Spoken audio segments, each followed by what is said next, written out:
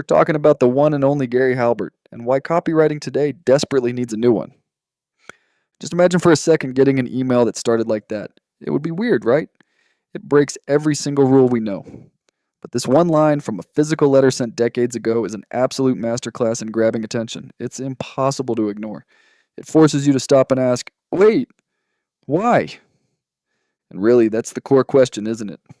Our inboxes are overflowing. Our social feeds are literally endless. Just getting someone to open your message, let alone actually read it, feels like a monumental task. Well, Halbert solved this exact problem before most of us even knew what the internet was, and his solutions have never been more relevant than they are right now. You see, Gary Halbert wasn't just some copywriter. He was a master of human psychology who just happened to use the postal service as his main tool. They didn't call him the Prince of Print for nothing. The guy was raw genius, and this wasn't just theory. These are the results. A single one of his campaigns generated over 7.3 million replies. Let's be crystal clear. That's not 7.3 million clicks or likes or shares. That's 7.3 million actual human beings who read his letter.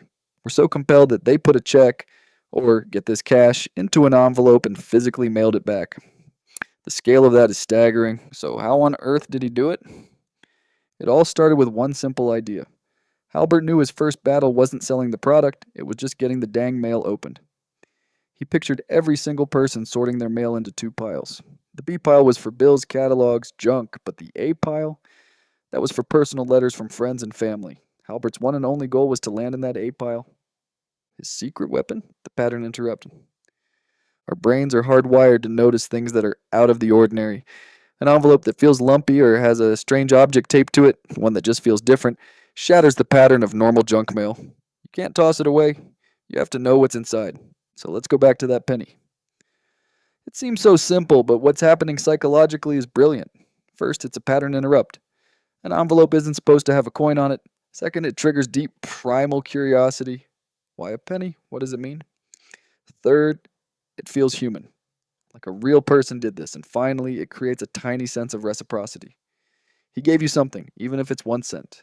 And now you feel a subtle nudge to at least hear him out. All of that packed into one little penny. But getting the letter opened was only step one. Once he had your attention, Halbert had to make an offer so good you'd feel stupid saying no. And he did that by crafting what he proudly and openly called a shameless bribe. Just look at the power and the sheer directness of his headlines. They weren't subtle or clever. They promised immense life-changing value for free right up front. No fancy wordplay, just a huge, irresistible promise that made you lean in and say, okay, tell me more. And here's the genius, the honesty. Halbert wasn't trying to trick you.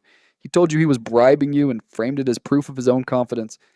If the free stuff I'm giving you is this good, just imagine how incredible the paid product must be. The structure was airtight. First, the core product, the subscription to his newsletter. Second, the shameless bribe, massive stack of valuable reports you get for free just for trying it.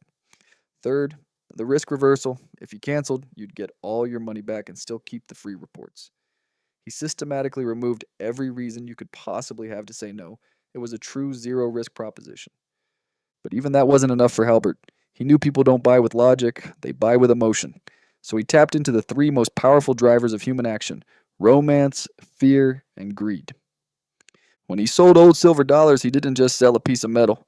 He sold the romance of the Old West, outlaws, saloons, the texture of history you could hold in your hand. He turned a coin into a relic of a dangerous, legendary past. Then came fear. He painted vivid pictures of impending doom.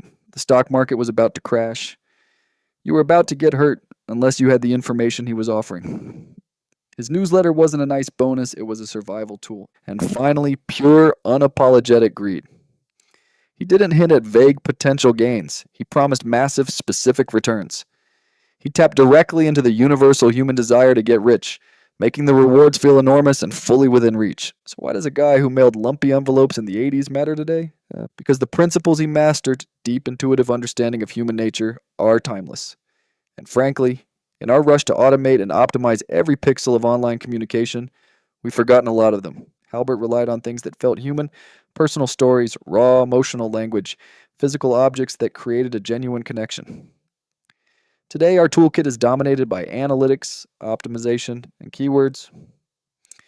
We obsess over which button color gets 2% more clicks, but often forget to tell a compelling story that makes anyone want to click in the first place. And that leaves us with one final crucial question. In our relentless quest for data driven perfection, for perfectly optimized funnels and algorithm pleasing content, have we accidentally optimized the humanity right out of marketing? Have we forgotten that on the other side of the screen is a real person driven by curiosity, fear, hope, and desire? Gary Halbert never forgot that, and maybe, just maybe, that's the most important lesson we can learn from him today.